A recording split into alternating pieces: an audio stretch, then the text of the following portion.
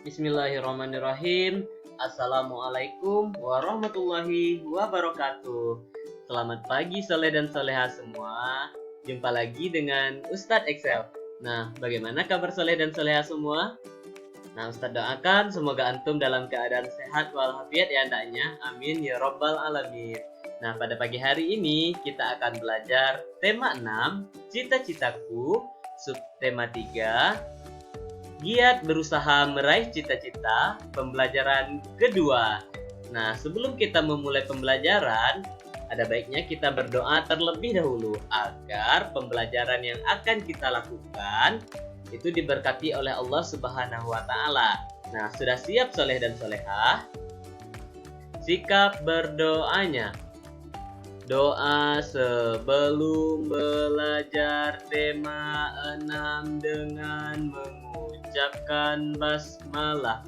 Bismillahirrahmanirrahim.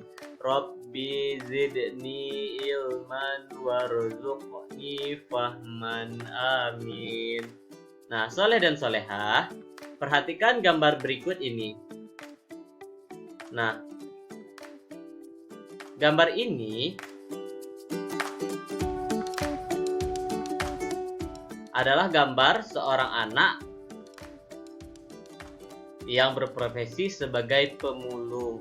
Nah, pernahkah kamu menemui anak-anak yang menjadi pemulung seperti pada gambar tersebut? Nah, pernahkah kamu berpikir mengapa mereka bekerja di usia muda mereka? Nah, apakah yang dilakukan oleh mereka? Apakah peran mereka di masyarakat? Nah, tahukah soleh dan soleha bahwa beberapa anak pemulung tetap bersekolah? Mereka tetap memiliki cita-cita seperti antum. Nah, bahkan ada beberapa pemulung yang telah mencapai cita-citanya dengan gemilang. Nah, di sini ada cerita yang berjudul Aku Sarjana Pemulung. Mari kita baca secara sama-sama ya soleh dan soleha. Nah, di sini ada gambar seorang pemuda yang dahulunya sebagai seorang pemulung. Namaku Wahyudin, biasa dipanggil Wahyu. Aku anak pasangan buruh tani. Aku tinggal bersama kelima saudara tiriku dan 2 adikku, selain orang tuaku. Karena kemiskinan, tidak ada satupun dari kakak tiriku yang dapat menamatkan sekolah dasarnya. Aku pun terancam demikian, karena kami tidak punya uang untuk sekolah. Tetapi aku bertekad, aku harus bersekolah.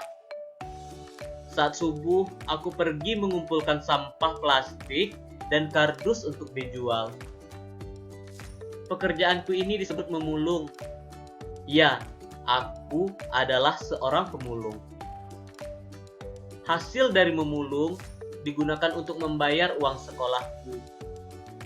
Aku memulung sejak usia 10 tahun pada saat aku duduk di kelas 4 sekolah dasar. Untuk menamatkan sekolah dasar, aku perlu tambahan biaya. Selain memulung, aku pun mengembalakan kambing tetangga. Sewaktu SMP, aku juga berjualan gorengan. Apapun kulakukan agar aku dapat sekolah. Pada saat SMA, aku menjalani 7 profesi sekaligus agar aku tetap sekolah. Tetapi meski demikian, aku selalu dapat menjadi juara di sekolah.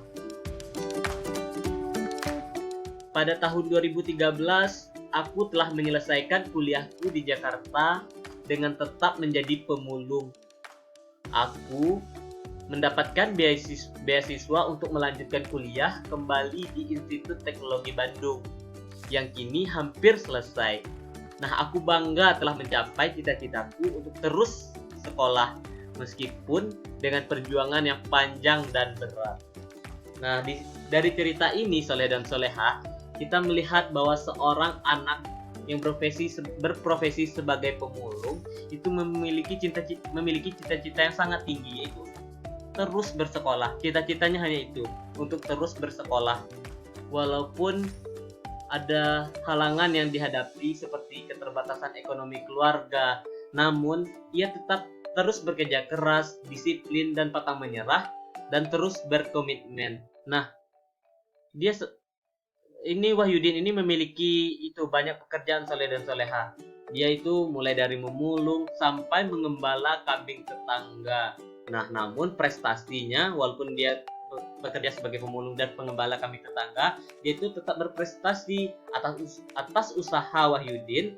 Dia mampu menyelesaikan sekolah dari jenjang sekolah dasar sampai perguruan tinggi. Nah, jadi apa kesimpulan dari cerita ini? Nah, dari cerita Aku Sarjana Pemulung ini bisa kita tarik kesimpulan bahwa Wahyudin merupakan anak yang bertekad kuat untuk meraih cita-citanya, bekerja keras, dan tidak mau menyerah pada keadaan apapun dan terus berusaha untuk menggapai cita-cita. Nah, mari kita belajar dari cerita Wahyudin ini, soleh dan soleha. Wahyudin saja yang berasal dari keluarga yang tidak mampu, dia terus berusaha sekuat tenaga untuk tetap bisa sekolah. Nah, bagaimana dengan antum semua yang seharusnya bisa lebih baik daripada itu gitu. Antum bisa bersekolah dengan nyaman, mendapatkan fasilitas dari orang tua antum, belajar dengan nyaman tanpa memikirkan biaya untuk sekolah. Nah, padahal seorang Wahyudin ini mulai dari kelas 4 SD, nah sama seusia dengan antum ya, itu udah turun dia kerja untuk memulung sampah, mencari hal-hal yang bisa dijual untuk memenuhi kebutuhan hidup dan biaya sekolahnya. Nah, seharusnya kita seharusnya dapat lebih bersyukur ya soleh dan soleha. Nah, di sini ada sebuah diagram dari cerita Wahyudin tadi. Nanti soleh dan soleha bisa diisi ya di buku tulisnya masing-masing. Oke, di sini ada sebuah puisi yang berjudul Sahabatku Seorang Pemulung, karya ciptaan Dekaritas. Nah, di sini ada puisi yang memiliki 4 bait dengan masing-masing bait terdiri dari 4 baris. Nah, nanti soleh dan soleha bisa baca ya puisi ini di bukunya masing-masing.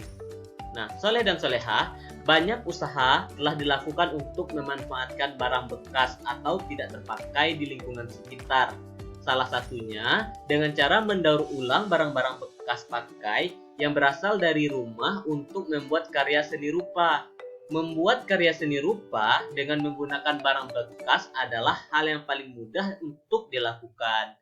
Kali ini kita akan membuat karya kolase ya soleh dan solehah dengan menggunakan bahan kertas dan bahan kertas koran bekas. Nah, soleh dan soleha,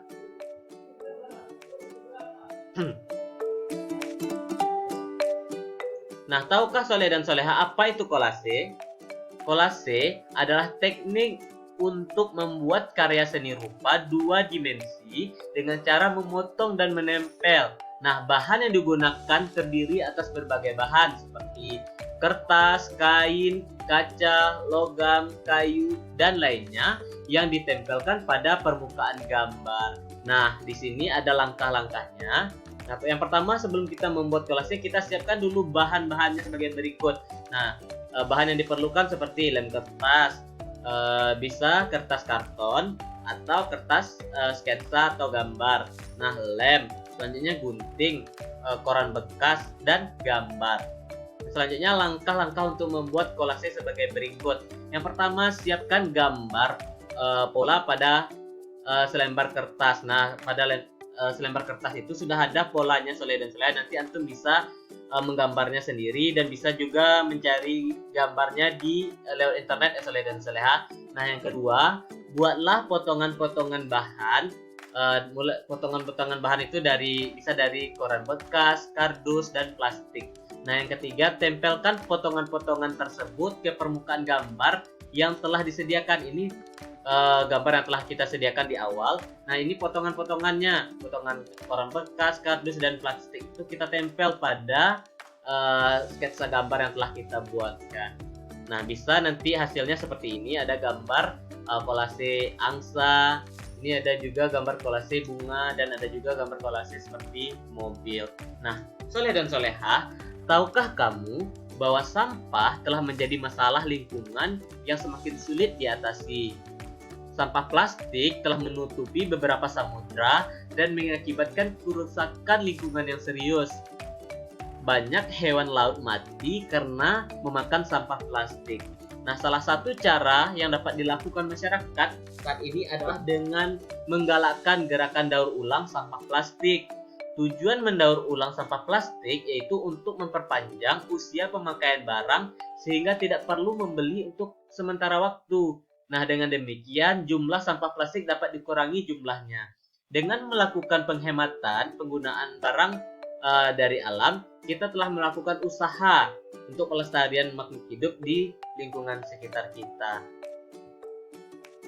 Nah, soleh dan solehah, keanekaragaman makhluk hidup telah memberikan manfaat bagi kehidupan manusia atau kehidupan makhluk hidup lainnya. Nah, sepantasnya manusia berusaha dan bertindak untuk memelihara, mengembangkan, dan menjaga keanekaragaman makhluk hidup sebagai sumber daya alam hayati agar senantiasa dapat memperoleh manfaatnya. Nah, pelestarian makhluk hidup dapat dilakukan melalui cara-cara seperti berikut. Yang pertama, upaya pelestarian tumbuh-tumbuhan. Nah, tumbuh-tumbuhan ini kita bisa melestarikannya dengan cara berupaya sebagai berikut. Yang pertama, yaitu kebun koleksi. Biasanya hanya untuk mempertahankan tumbuhan bibit-bibit unggul. Contoh, kebun kelapa di Bone-Bone, kebun mangga di Pasuruan. Nah, selanjutnya itu kebun plasma nutfah, merupakan perkembangan kebun koleksi. Contohnya, kebun plasma nutfah di Cibinong Lipi dengan buah-buahan inti, talas, dan suwek. Nah, yang ketiga yaitu kebun botani, didirikan pada tahun 1817 di Bogor, terkenal dengan nama Kebun Raya Bogor. Nah, selanjutnya pelestarian yang kedua yaitu upaya pelestarian hewan. Nah, upaya yang dapat dilakukan sebagai berikut. Yang pertama, menangkar hewan langka dengan cara mengisolasi hewan tersebut.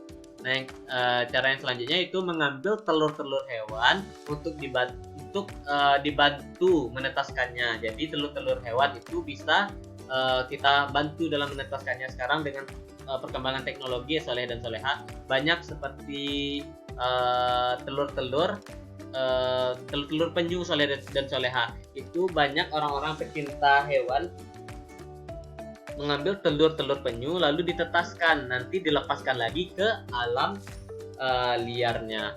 Nah, selanjutnya itu memindahkan hewan langka ke tempat yang lebih cocok. Yang keempat, membuat undang-undang pemburuan. Yang kelima, menindak tegas para pelanggar dengan memberikan sanksi hukum sesuai dengan hukum yang berlaku. Nah, alhamdulillahirrabbilalamin. Sampai di sini pembelajaran kita pada pagi hari ini. Ustaz harap semoga antum bisa mengerti, paham atas apa yang telah kita pelajari. Marilah kita bersama-sama mengucapkan hamdalah, dilanjutkan dengan doa penutup majelis. Alhamdulillahirabbil alamin. Subhanakallahumma wa bihamdika asyhadu alla ilaha illa anta astaghfiruka wa atubu ilaik. Amin. Assalamualaikum warahmatullahi wabarakatuh.